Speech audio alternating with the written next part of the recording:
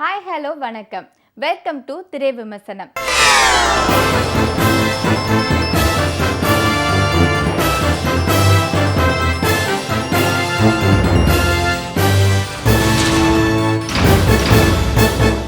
இன்னைக்கு திரை விமர்சனம் நிகழ்ச்சியில நாம பார்க்க போற திரைப்படம் சம்ஹாரம்.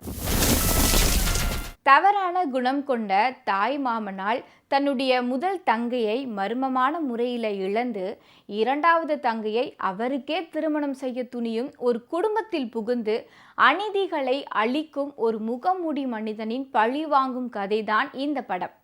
வித்யா புரொடக்ஷன் சார்பா அனில்வேல் முருகன் ப்ரொடியூஸ் பண்ணியிருக்கிற இந்த படத்தில் பிரஜன், நியா, வர்கீஸ், ஷர்மிஷா, ராஜ்குமார், ராம்பிரபா, தென்றல் ராஜா, கணேஷ் சாவ்ரெட்டில் இவங்க எல்லாம் இந்த படத்தில் நடிச்சிருக்காங்க.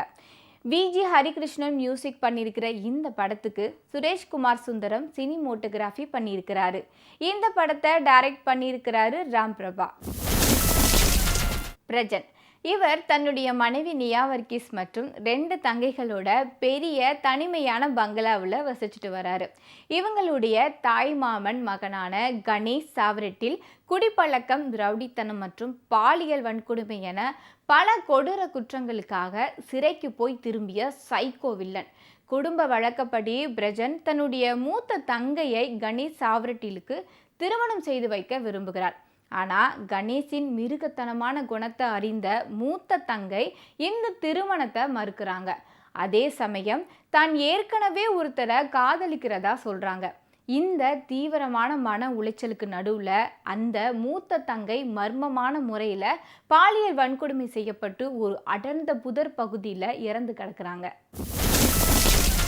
குடும்ப சூழல் காரணமாக பிரஜன் தன்னுடைய முதல் தங்கையின் மர்ம மரணம் விலகாத நிலையில தன்னுடைய 2வது தங்கையான ஷர்மிஷாவை அதே கணேஷ் சாவ்ரெட்டிலுக்கு திருமணம் செய்து வைக்க விரும்புகிறாரு. ஆனால் அக்கா மாதிரி ஷர்மிஷாவும் வேறு ஒருத்தரை காதலிச்சுட்டு வராங்க. ஷர்மிஷா பிரஜன் செய்து வைக்க இருக்கும் திருமணத்தை எதிர்க்க ஒரு அறையில் தன்னோட அண்ணன் பிரஜனால் வீட்டு காவலில் வைக்கப்படுறாங்க. இதனால் மன உளைச்சல் அடைகிற ஷர்மிஷா தன்னுடைய காதலனை வீட்டின் மாடி வழியாக வரவழைச்சு தன்னுடைய அறையில் பதுங்க வைக்கிறாங்க. ஒரு கட்டத்தில் பிரஜனோட வக்கீல் நண்பர் ஒருத்தர் தந்தை மற்றும் மகளை அந்த வீட்டில் தங்க வைக்குமாறு கேட்டுக்கொள்ள அதற்கு பிரஜன் சம்மதிக்க 2 பேரும் அந்த வீட்டில் வந்து தங்குறாங்க. இந்த நிலையில் சிறையில் இருந்து விடுதலையாகி பிரஜன் வீட்டுக்கு வரும் கணேஷ் சாவ்ரெட்டிலுக்கு தங்கையை மணமுடிக்க ஏற்பாடு பண்ணுறாரு பிரஜன். கணேஷ் சாவ்ரெட்டிலோட சதி வலைகளால் அந்த பங்களாவுக்குள்ள இருக்கிறவங்களுக்கு அடுத்தடுத்து பெரிய அளவிலான ஆபத்துகள் சூழ்கிறது. சட்ட மற்றும் குடும்ப கட்டுப்பாடு சூழலால் எதையும் செய்ய முடியாத நிலையில் ஒரு முகமூடி மனிதன் அந்த பங்களாவுக்குள்ள நுழைகிறாரு. இந்த முகமூடி மனிதனுக்கு பின்னால் இருக்கிறது யார், அதுக்கப்புறம் என்ன நடக்குது அப்படின்றது தான் இந்த படத்தோட கதை. ஒரு வீட்டுக்குள் ஒரு இரவில் நடக்கும் கதையை பல்வேறு திருப்பங்கள் கொண்ட திரைக்கதையின் மூலமா விறுவிறுப்பாகவும் சுவாரஸ்யமாகவும் திரைக்கதை அமைச்சு படத்தை கொடுத்திருக்காரு இந்த படத்தோட இயக்குனர் ராம்பிரபா. பிரஜன் நல்லவரா கெட்டவரா அப்படின்னு தெரியாத வடிவமைக்கப்பட்ட கதாபாத்திரத்தில் நடிச்சிருக்காரு. குறிப்பாக சொல்லணும்னா தங்கைகளுக்கு பாசமுள்ள அண்ணனாக, அதே சமயம் தங்கையின் விருப்பத்தை தெரிந்து கொள்ளாமல் தவறு செய்யும் யதார்த்தமான மனிதராக. கணேஷ் சாவ்ரெட்டில் குடிப்பழக்கம், பாலியல் வன்கொடுமை இப்படி பல தவறுகளை செய்துவிட்டு கொஞ்சம் கூட குற்ற உணர்ச்சி இல்லாமல் பங்களாவுக்குள்ள வலம் வரும் கொடூரமான சைக்கோ வில்லனா நடிச்சிருக்காரு. ஷர்மிஷா காதலுக்கும் அண்ணனின் பாசத்துக்கும் இடையே தவிக்கிற தங்கையாக உருக வச்சிருக்காங்க அவங்களோட நடிப்பால.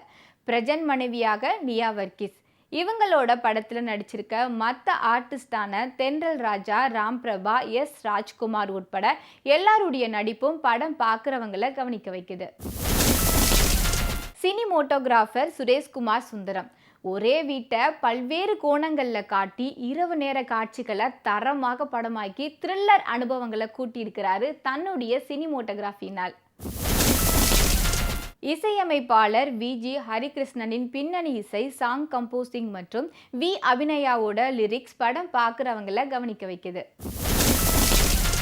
Editor Ramnath, art director Raveendran, stunt director Veer Vijay உட்பட தொழில்நுட்ப கலைஞர்களோட பணி படத்தின் நிறைவு.